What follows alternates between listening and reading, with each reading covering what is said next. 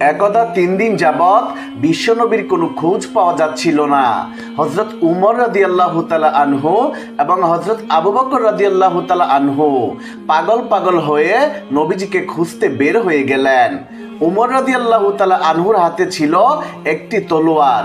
হযরত উমর রাদিয়াল্লাহু তাআলা আনহু এবং হযরত আবু বকর রাদিয়াল্লাহু তাআলা আনহু কিছু দূর এগুতেই সামনে দেখলেন কিছু ইহুদিরা দাঁড়িয়ে আছে।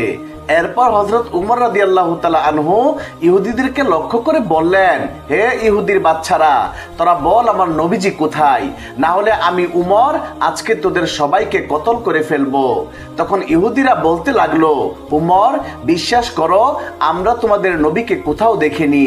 তখন হযরত আবু বকর রাদিয়াল্লাহু তাআলা আনহু উমরকে বললেন, উমর চলো আমরা সামনের দিকে যাই, সেখানে হয়তো কিছু রাখালদেরকে দেখতে পাবো, তাদের কাছে জিজ্ঞেস করলে হয়তোবা বিশ্বনবীর খোঁজ পাওয়া যেতে পারে।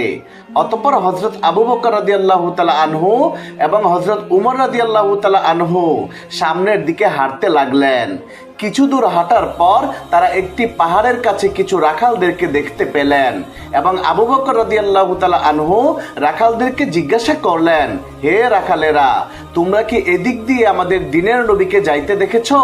তখন রাখালদের মধ্যে একজন জবাব দিলেন, আমরা আজকে 3 দিন যাবৎ একজন লোককে এই পাহাড়ের গুহার মধ্যে সিজদায় পড়ে উম্মতি উম্মতি বলে কান্নারত অবস্থায় দেখেছি। লোকটি আজকে 3 দিন ধরে কান্না করেই চলেছে। তার কান্না শুনতে পেয়ে আমাদের পশু পাখিগুলো আজকে 3 দিন যাবৎ কোনো ঘাস পানি খাচ্ছে না। পশুদের দুগ্ধপায়ী বাচ্চারা তাদের স্তনের মধ্যে মুখ লাগাচ্ছে না। ভাই, তোমরা তোমাদের লোককে নিয়ে যাও, না হলে হয়তোবা আমাদের পশু প্রাণীগুলো না খেয়ে খেয়ে মরেই যাবে। তখন হযরত আবু বকর রাদিয়াল্লাহু তাআলা আনহু উমরকে বললেন, উমর, যার কান্না শুনে পশু প্রাণীরা খাওয়া দাওয়া ছেড়ে দিয়েছে সে আর কেউ হতে পারে না, সে একমাত্র আমাদের দ্বীনের নবী মুহাম্মদুর রাসূলুল্লাহ সাল্লাল্লাহু আলাইহি ওয়াসাল্লাম। চলো আমরা সামনে গিয়ে দেখি। অতঃপর হযরত আবু বকর রাদিয়াল্লাহু তাআলা আনহু উমরকে নিয়ে সামনের দিকে হাঁটতে লাগলেন। অতঃপর হযরত আবু বকর রাদিয়াল্লাহু তাআলা আনহু এবং হযরত উমর রাদিয়াল্লাহু তাআলা আনহু পাহাড়ের সামনে এক গর্তের মধ্যে গিয়ে দেখলেন বিশ্বনবী সিজদায় পড়ে কান্না করছে।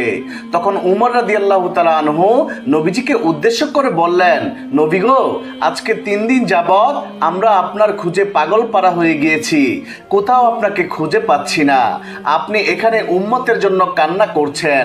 ইয়া রাসূলুল্লাহ, আমরা আপনাকে নিতে এসেছি, আপনি মাথা উঠান। কিন্তু বিশ্ব নবী মাথা উঠায় না। তখন হযরত আবু বকর রাদিয়াল্লাহু তাআলা আনহু বললেন, ইয়া রাসূলুল্লাহ, যেই উম্মতের জন্য আপনি এভাবে কান্না করে চলেছেন, আমি আবু বকর কথা দিলাম আমার তামাম জিন্দেগীর ইবাদতগুলো আপনার উম্মতের নামে ওয়াকফ করে দিলাম, আপনি মাথা উঠান। তারপরেও দয়াল নবী মাথা উঠাচ্ছে না। অতঃপর হযরত আবু বকর রাদিয়াল্লাহু তাআলা আনহু উমরকে লক্ষ্য করে বললেন, উমর, হযরত ফাতেমা রাদিয়াল্লাহু তাআলা আনহাকে ছাড়া বিশ্ব নবীকে নেওয়া যাবে না, চলো আমরা ফাতেমার বাড়িতে যাই। তারপর তারা দুজন মিলে ফাতেমার বাড়ির দিকে রওনা করলেন। পথিমধ্যে তারা হযরত আলী রাদিয়াল্লাহু তাআলা আনহুকে দেখতে পেলেন এবং হযরত আলীর কাছে সমস্ত ঘটনা খুলে বললেন। হযরত আলী রাদিয়াল্লাহু তাআলা আনহু বাড়িতে গিয়ে ফাতেমা রাদিয়াল্লাহু তাআলা আনহার কাছে সব কিছু বলার পর ফাতেমা রাদিয়াল্লাহু তাআলা আনহা হযরত হাসান এবং হুসাইনকে নিয়ে বিশ্বনবী সাল্লাল্লাহু আলাইহি ওয়াসাল্লামের কাছে পাহাড়ের গর্তের মধ্যে চলে আসেন।